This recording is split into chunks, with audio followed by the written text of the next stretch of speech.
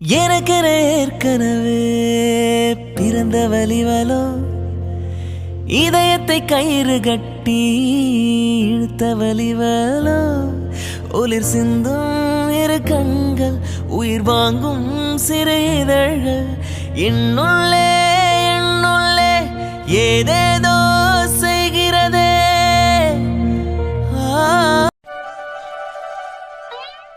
என்ன டாக்டரே, அதிசயமா வந்து என் பக்கத்துல எல்லாம் உட்காந்துட்டு இருக்கீங்க. எப்பவும் பிஸியா இருப்பீங்க, இன்னைக்கு என்ன? அனு, நேத்து நைட்டு நீ தானே ஃபீல் பண்ண என் கூட டைம் ஸ்பெண்ட் பண்ணவே மாட்டேன்றீங்க, என் கூடவே இருங்கன்னு சொன்ன. இப்போ உன் பக்கத்துல கொஞ்ச நேரம் உட்காந்து பேசலான்னு பார்த்தா எப்படி கேக்குறா பாரு. ஓ, அதானே பார்த்தேன். நான் கேட்டேங்கிறதுக்காக தான் அப்ப வந்து உட்காந்துருக்கீங்க. ஆரம்பிச்சிட்டியா? உண்மைதானே? நான் எதுவுமே சொல்லலாமா? எதுவும் சொல்லல. இந்த மாதிரி டைம்ல நிறைய மூட் ஸ்விங்ஸ் இருக்குன்னு எனக்கு தெரியும். ஏதாச்சும் நீ சொல்லுவ, அப்புறம் பதிலுக்கு ஏதாச்சும் சொல்லி சண்டை வர்றதுக்கா? நீ என்ன வேணாலும் சொல்லு, நான் பாட்டுக்கு அமைதியா கேட்டுக்கிறேன், சரியா? ஆனா என்ன? ஒன்னும் இல்ல, உஷாரா இருக்கீங்களே, அதான் என்னன்னு யோசிக்கிறேன். வேற என்னமா பண்றது? இந்த மாதிரி டைம்ல வேணும்னே என்கிட்ட வந்து சண்டைக்கு இழுப்பீங்க. நாங்க தேவையில்லாம பேசுவோம், ஏதாச்சும் சண்டை வரும். தேவையா? இன்னைக்கு நம்ம கிளம்பி வரப்போ அப்பன்னா ஃபேஸே மாறிடுச்சு தெரியுமா? நோட் பண்ணீங்களா? நோட் பண்ண. ஆனா என்ன பண்ண முடியும் சொல்லு? அவளுக்கும் போக போக எல்லாம் பழகிடும். அதான் அருண் இருக்கான்ல, அவன் எப்படியோ வந்து சமாளிச்சிருவான். எங்க ஞாபகம் இருக்குல்ல, ஃப்ரைடே ஹாஸ்பிட்டல் போனோம். 3rd month ஸ்கேன் இருக்கு. அனு, வெளியே எங்கவா போக போறோம்? நம்ம ஹாஸ்பிட்டல் தானே, அப்புறம் என்ன? வேற என்னப்பா பண்றது? ஒவ்வொரு விஷயமும் உங்களுக்கு ஞாபகப்படுத்த வேண்டியதா இருக்கே, இல்லனா உங்களுக்கு தான் மறந்து போயிடுமே. ஆரம்பிச்சிட்டியா? அது என்ன, நான் என்ன சொன்னாலும் ஆரம்பிச்சிட்டியா, சண்டைக்கு வந்துடுறியா அப்படின்னு கேட்டுட்டு இருக்கீங்க. என்ன நினைச்சிட்டு இருக்கீங்க உங்க மனசுல? அனு, என்ன என்ன இப்ப உங்களுக்கு? கத்தாதடி. எதுக்கு இப்ப கத்துற? நீ இப்படி கத்துல வயித்துல இருக்க குழந்தை பயந்துற போது. பாவம் என் குழந்தை. ரொம்ப ஓவரா பண்றீங்க. அது என்ன, முன்னாடி எப்ப பார்த்தாலும் அபி அபின்னு சொல்லிட்டு இருப்பீங்க. இப்ப என்னன்னா வயித்துல இருக்க குழந்தை. ஆக மொத்தம் குழந்தைங்க மட்டும்தான் உங்க கண்ணுக்கு தெரியறாங்க. குழந்தைய பெத்துக்க போற அம்மா உங்க கண்ணுக்கு தெரியல, அப்படிதானே? என்ன சார், பதிலே காணோம்? No comments. நீ என்ன வேணாலும் பேசிடி செல்லம். நீ பேசுறது நான் கேக்குறேன், சரியா? அப்பவும் எனக்கு நீயும் முக்கியானோ, குழந்தைங்க மட்டும் முக்கியம் இல்லைன்னு வாயில வர மாட்டேங்குது. ஆனா நீங்க எப்படி இருப்பீங்கன்னு நான் நினைக்கவே இல்லடா. சரியான ஆளுதான். சைடு கேப்ல வாடா போடான்னு சொல்லிட்ட பத்தியா?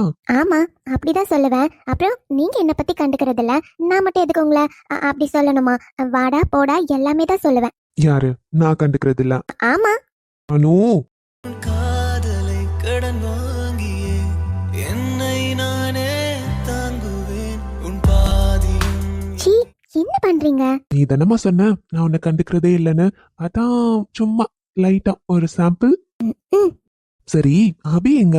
அவங்க எங்கேயாச்சும் விளையாடிட்டு இருப்பான். என்னது? அடியே, என்ன சொல்லிட்டு இருக்க? அம்மா மாதிரியா பேசிட்டு இருக்க? எங்கேயாச்சும் விளையாடிட்டு இருப்பான்னு சொல்ற? சின்ன குழந்தை அவ. அப்படியே உங்க பொண்ணு என் கூடவே இருக்க மாதிரிதான். எப்பவும் வீட்டுல யார்கிட்ட இருக்கான்னு எனக்கு தெரியறது இல்ல. அதுவும் கன்சீவ் ஆனதுல இருந்து சுத்தமா என்கிட்ட எனக்கு தெரியறதே இல்ல. அவ எல்லார்கிட்டயும் விளையாடிக்கிறான், எல்லார்கிட்டயும் சாப்பிட்டுக்கிறான், யார்கிட்டனாலும் போய் தூங்கிக்கிறான். நான் என்ன பண்ண முடியும்? அதுக்காக அனு. கேட்டு வாய மூடல, வந்துட்டா உங்க பொண்ணு. திரும்பி பாருங்க. பட்டு, இங்க வாங்க வாங்க, அப்பா கிட்ட வாங்க. எங்க போனோம்?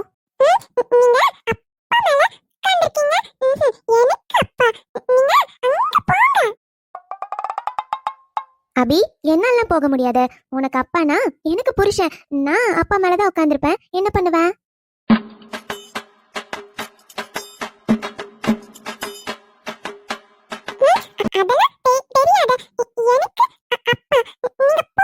முடியாது.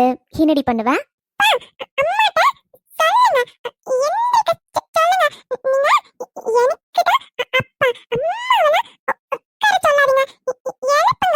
அனு, என்ன?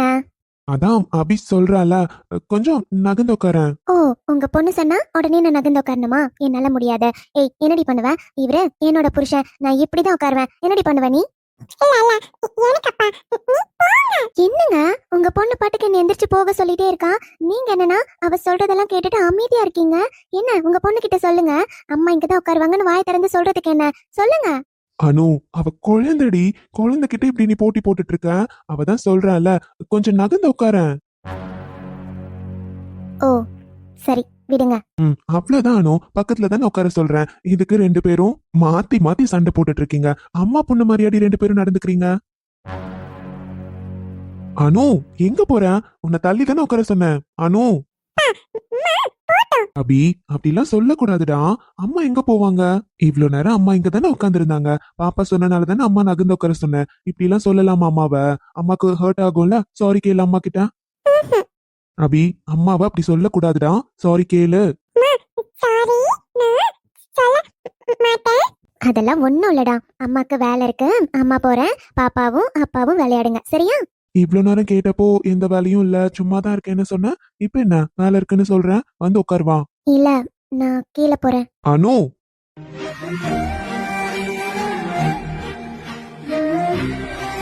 என்ன அனு, கோச்சுக்கிட்டியா? இல்லையே, அதெல்லாம் ஒண்ணும் இல்ல. ஏய், உன் முகத்தை பார்த்தாலே தெரியுது. அனு, அவ குழந்தை. அவ சொன்னதுக்கெல்லாம் இப்படி கோச்சுக்கிட்டா எப்படி? நான் ஒன்னும் அவ சொன்னதுக்கெல்லாம் கோச்சிக்கல. அவ குழந்தைன்னு எனக்கு தெரியாதா? குழந்தை பேசுறதுக்கெல்லாம் நான் கோச்சிப்பேனா? அப்புறம் ஏன் மேல கோவமா? எனக்கு யார் மேலயும் கோவம் இல்ல. என்ன விடுறீங்களா? ம் இப்படி பேசுறதுலே தெரியுது மேடம்க்கு என் மேலதான் கோவம்னு. அபி சொல்றாங்கிறதுக்காக உன்னை நகர்ந்து உட்கார சொன்னேன். அதனாலதானே உனக்கு என் மேல கோவம். அதெல்லாம் ஒண்ணும் இல்ல. அனு, சாரி, தப்புதான், சாரி. என்ன, நான் தான் சாரி சொல்றேன்ல. சரி. சிரிப்பு வரல. என்னடா? பாரு, இப்போ உன் பொண்ணே சொல்றா. இப்பவும் சிரிக்க மாட்டியா? போதுமா? ஆமா இல்லடா அபி, அம்மா ரொம்ப அழகா இருக்காங்கல்ல. போதும் போதும், ரெண்டு பேரும் சேர்ந்து என்ன வெறுப்பேத்த வேண்டியது, அப்புறம் ரெண்டு பேரும் சேர்ந்து ஐஸ் வைக்க வேண்டியது, இதே வேலையா வச்சிருக்கீங்க. ஆமா, உன்கிட்ட விளையாடாம வேற யார்கிட்ட நான் என் பொண்ணு விளையாட முடியும் சொல்ல பாக்கலாம். ம்ம்.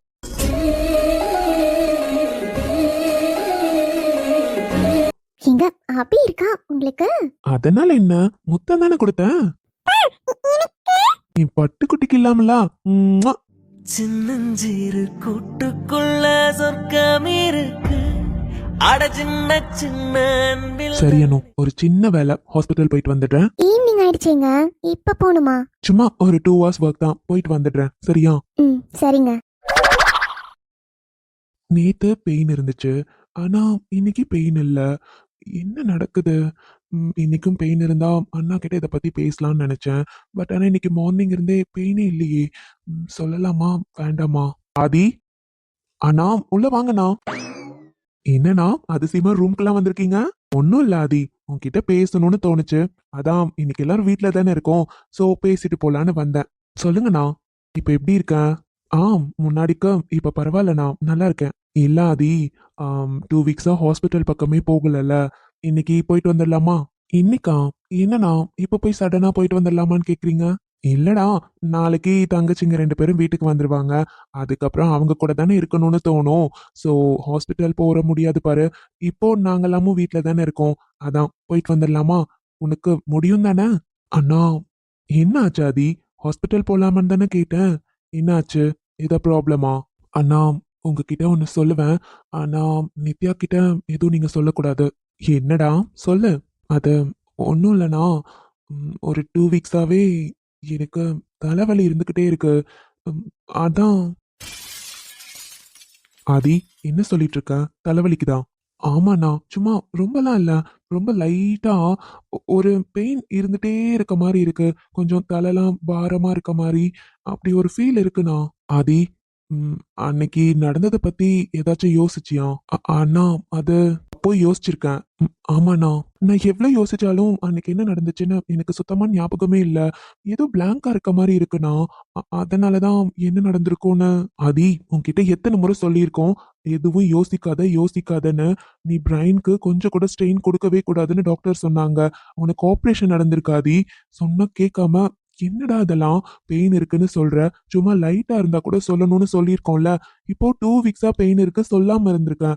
வா ஹாஸ்பிட்டல் போலாம். ஆனா இப்பவே வா. ஆதி, இதுவே டிலேடு தான், கிளம்பு. ம் ஆனா வீட்ல நீ அத பத்திலாம் எதுவும் யோசிக்காத. அண்ணா இப்பதான் ஹாஸ்பிட்டல் கிளம்பினாரு. சோ ஜென்ரலா வெளியே போயிட்டு வரோம்னு சொல்லிட்டு கிளம்பலாம், போதுமா? நான் எதுவும் சொல்லல, வா. சரிங்கண்ணா.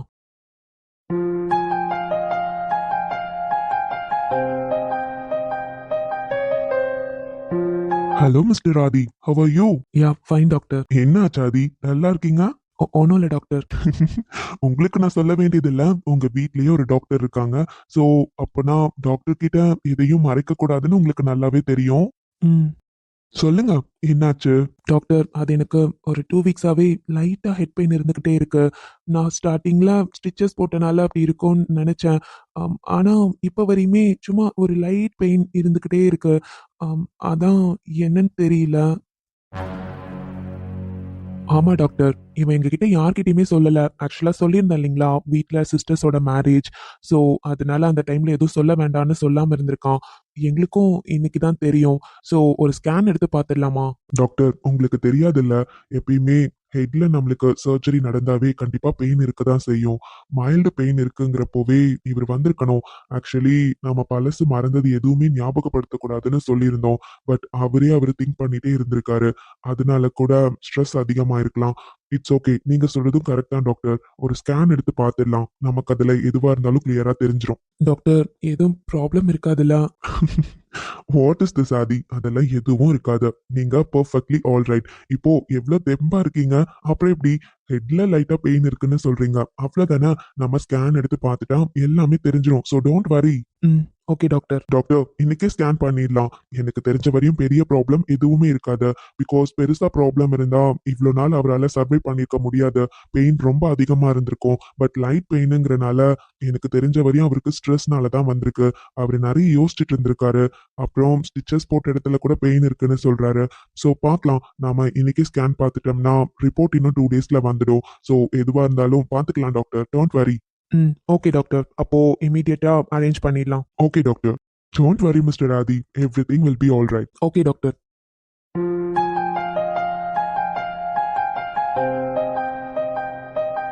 என்னாச்சு அம்மு? கோயிலுக்கு போகணும்னு கூட்டிட்டு வந்துட்டு கோயிலுக்கு வெளியவே நின்னுட்டு இருக்க.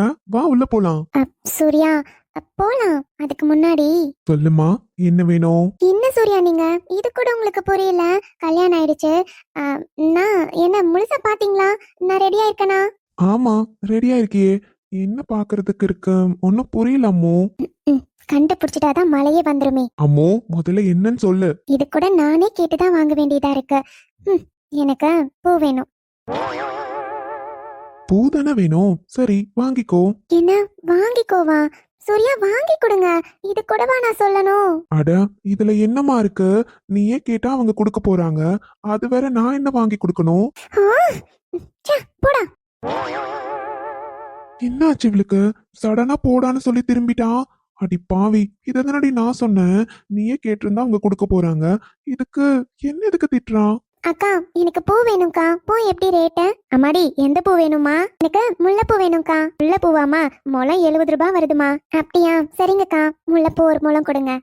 சரிம்மா. என்னம்மா, புதுசா கல்யாணம் ஜோடியோ? ஆமாக்கா. ஓ சரிம்மா, 2 பேரும் சந்தோஷமா இருக்கணும். நன்றிக்கா. தம்பி, என்னப்பா பாத்துட்டே இருக்கீங்க? இந்தாங்க பூ, நீங்களே உங்க மனைவிக்கு வச்சு விடுங்க.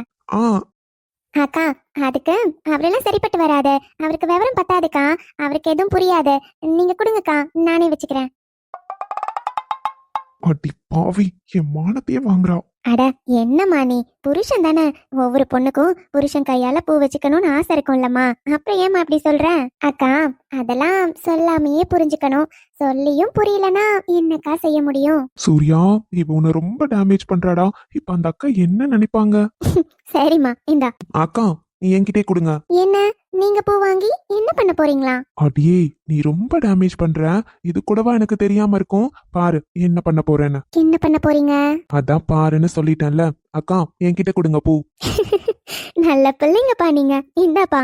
மேடம், திரும்பி நின்னாதான் பூ வச்சு விட முடியும். சோ கொஞ்சம் திரும்பி நிக்கிறீங்களா? என்னங்க சொல்றீங்க? உண்மையாவே எனக்கு பூ வைக்க போறீங்களா? அப்புறம் வேற எதுக்காக பூ கேட்டாங்களா? திரும்புமா? என்னை தீண்டக்கூடாதென வானோடும் சொல்லாத வங்கக்கடல், என்னை ஏந்த கூடாதென கையோடு சொல்லாத புல்லாங்குழல், நீ தொட்டால் நிலவிதழ் கரைகளும் நீளும். இன்னமும் ஓகேவா? கரெக்டா வச்சிருக்கனா? நான் கூட நீங்க சரியான மக்கள் நினைச்சேன் சூர்யா. பரவாயில்ல, பூவெல்லாம் வச்சு விடணும்னு தெரிஞ்சிருக்கே. அம்மு, நீ என்ன ரொம்ப டேமேஜ் பண்ற. அப்படி இதெல்லாம் சரியில்லை, பாத்துக்கோ. பாஸ், சில நேரம் உண்மைகள் கசக்கதான் செய்யும். அதுக்காக உண்மை சொல்லாம இருக்க முடியுமா?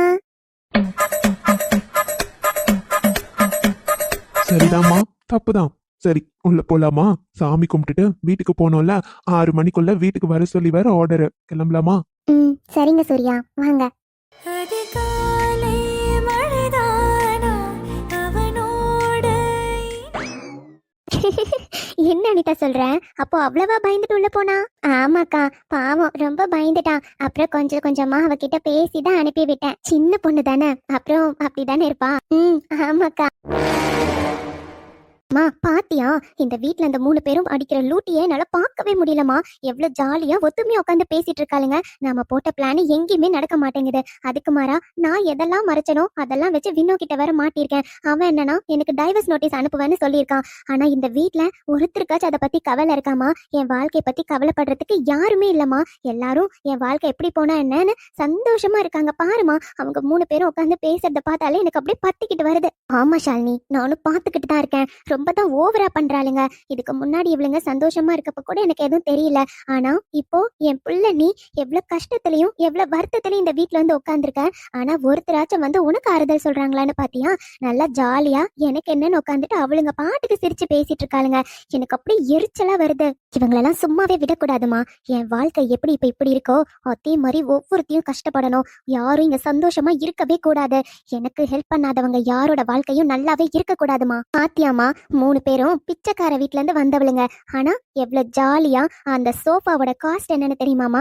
அதுல 3 பேரும் உட்காந்துக்கிட்டு எவ்வளவு ஜாலியா சிரிச்சு பேசிட்டு இருக்காளுங்க. பாத்தியா, எனக்கு அப்படியே எரிச்சலா வருதுமா. என் வாழ்க்கையை நினைச்சு ஒருத்திக்கு கூட இங்க அக்கறை இல்ல. எல்லாரும் சந்தோஷமா இருக்காளுங்கம்மா. நான் எப்படி போனா இவங்களுக்கு என்ன? இவங்க எப்படி சந்தோஷமா இருக்காங்கன்னு நான் பாத்துறேன் ஷாலினி. இப்ப என்ன 3 பேரும் அங்க சிரிச்சு கும்மால போட்டுக்கிட்டு இருந்தா பாத்துக்கிட்டு சும்மா இருப்பேன்னு நினைச்சியா? இப்ப பாரு, அந்த சிரிப்பை எப்படி அடக்குறேன்னு மட்டும் பாரு. எல்லாம் பணக்கார வீட்டுக்கு வாக்கப்பட்டு வந்திருக்காங்கல்ல, காசு இருக்கிறங்கிற திமிரு. அதனாலதான் இஷ்டத்துக்கு ஆடிட்டு இருக்காளுங்க. அந்த சோஃபாவோட காஸ்ட் என்னன்னு தெரியுமா? அதெல்லாம் முன்ன பின்ன அவளுங்க பாத்திருப்பாங்களா என்ன? ஆனா இப்ப அந்த சோஃபால உட்காந்துக்கிட்டு எவ்வளவு ஜாலியா இருக்காளுங்கன்னு பாத்தியா? இப்ப பாரு என்ன பண்றேன்னு பாரு.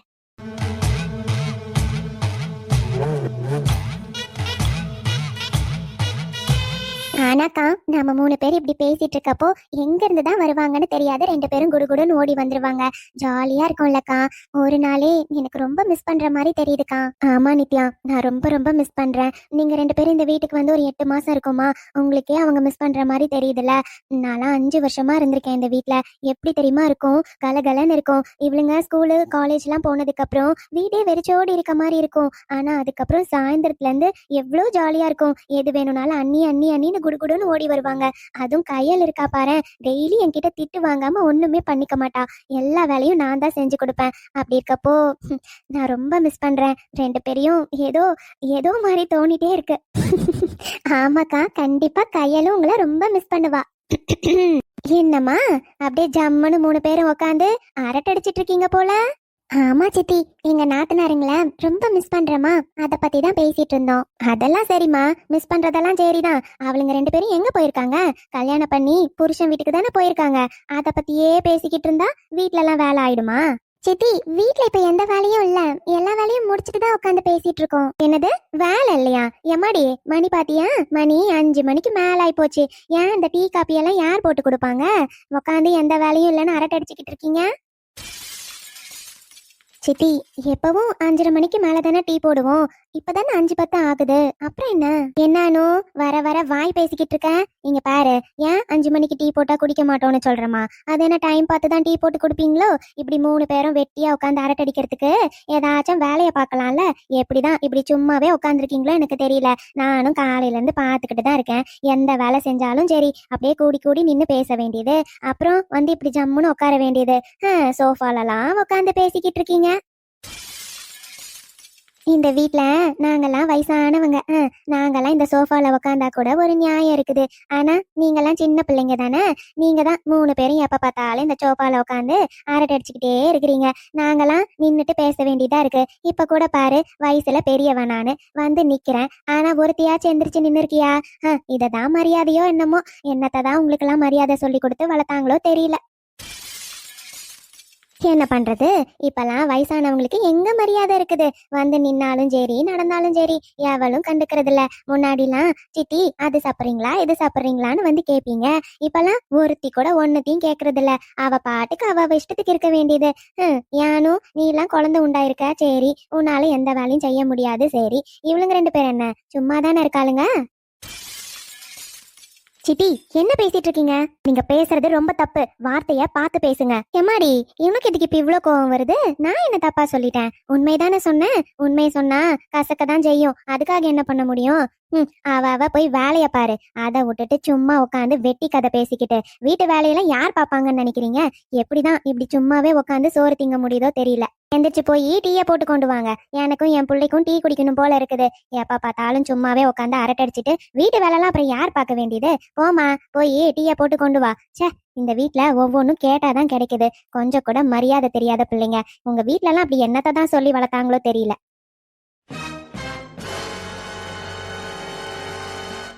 ஹாய்! வணக்கம் உறவுகளே! எல்லாரும் எப்படி இருக்கீங்க? நான் இங்க நல்லா இருக்கேன். ஒரு சிஸ்டருக்கு வெட்டிங் ஆனிவர்சரி. அவங்களுக்கான விஷஸ மட்டும் நம்ம சொல்லிட்டு போயிடலாம். யார் அப்படின்னா, Sakthivel brother and Nadiya sister 2 பேருக்கும் இன்னைக்கு wedding day. Happy wedding anniversary sister. இதே மாரி எப்பவும் லைஃப் லாங் நீங்க 2 பேரும் சந்தோஷமா இருக்கணும். அ நீங்களும் எல்லாரோட விஷஸ வந்து சக்திவேல் ப்ரோக்கும், நதியா சிஸ்டருக்கும் சொல்லிடுங்க. ஓகேங்களா? ஐ ஹோப் இன்னைக்கு எல்லாருக்குமே வீடியோ புடிச்சிருக்கும்னு நெனைக்கிறேன். எல்லாருமே வீடியோ பார்த்துருப்பீங்க. மறக்காம உங்க கமெண்ட்ஸ வந்து சொல்லிடுங்க. சரிங்களா? அப்புறம் இன்னைக்கு வீடியோ வந்து என்ன மாரினா, சும்மா ஜென்ரலா தான் கொண்டு போயிருப்பேன். ஆனா, ஆதிய வந்து ஹாஸ்பிட்டல் கூட்டிட்டு போற மாரி இன்னைக்கு நான் கொண்டு போயிட்டேன். பிகாஸ் வந்து ஆதியோட ப்ராப்ளம சால்வ் பண்ணா தானங்க அவங்களோட லைஃப்க்கு வந்து ஒரு செட்டில்மெண்ட் வரும். பிகாஸ் நெறைய பேர் ஃபீல் பண்றீங்க. ஆதியோட லைஃப வந்து ஹேப்பியா காட்டுங்க, ஹேப்பியா காட்டுங்கன்னு சொல்லிட்டு. ஆக்சுவலி நான் இந்த மாரி கதை எழுதிட்டேங்க. அதனால அதுலருந்து அது முடிச்சா தானே அவங்களோட ஹேப்பி பார்ட் வரும். நான் ஏன் இந்த மாரி கொண்டு வந்திருக்கேன்னா, உங்களுக்கே தெரியும் நித்யா வந்து எந்த மாரி ஒரு கேரக்டரான பொண்ண நான் கொண்டு வந்தேன்னு. அவங்க வந்து அவங்கள தைரியமா காட்டணும் இல்லைங்களா? பிகாஸ் என்னோட கான்செப்ட் இந்த நான் ஸ்டோரி எடுத்ததுக்கே என்ன அப்டின்னா, பொண்ணுங்க எல்லாரையுமே தைரியமா காட்டணுங்கிறதுக்காக தான். அதனால தான் வந்து இதுல ஹீரோஸ்க்கு நான் இம்பார்ட்டன்ஸ் குடுத்திருந்தாலும், ஹீரோவ விட எல்லா அந்த மெயின் பார்ட் இது பண்றது எல்லாமே வந்து பொண்ணுங்க தான் சால்வ் பண்ற மாரி நான் காமிச்சிருப்பேன். பிகாஸ் எல்லா இடத்துலயுமே பசங்களே தான் ஹைலைட்டா காட்டணுமா? என்ன பொறுத்தவரையும் அந்த மாரி தான். நம்ம ஏன் பொண்ணால முடியாதது என்னங்க இருக்கு? அப்படின்னு எனக்கு ஒரு தாட். ஸோ அது பேஸ் பண்ணி ஒரு கதை எடுக்கலான்னு தோணுச்சு. அதனால தான் ஆக்சுவலா இதுல வந்து கார்த்திக், அனிதாவோட ஸ்டோரிலயுமே அனிதாவ தான் வந்து அந்த ஹைலைட்டா நான் காமிச்சிருப்பேன். என்னதான் கார்த்திக் வந்து எம்டியா தான் இருக்காரு. பட் இருந்தாலும் அனிதாவ தான் வந்து எப்படி காமிச்சிருப்பேன்னா, ப்ராப்ளம் சால்வரா ஒரு ஒரு டெசிஷன் எடுக்கிறது அந்த மாரி நான் காமிச்சிருப்பேன். ஏன்னா பொண்ணு வந்து தைரியமா ஃபேஸ் பண்ணணுன்றதுக்காக. அதே மாரி நித்யா ஸ்டோரிலயும் அப்படிதான் கொண்டு போலான்னு ஒரு ஐடியால இருந்தேன். ஏன்னா, நித்யா வந்து ஒண்ணுமே தெரியாத ஒரு பொண்ணு தான். பட் ஆதியோட உதவி இல்லாம அவளால அப்படி ஆக முடியாது.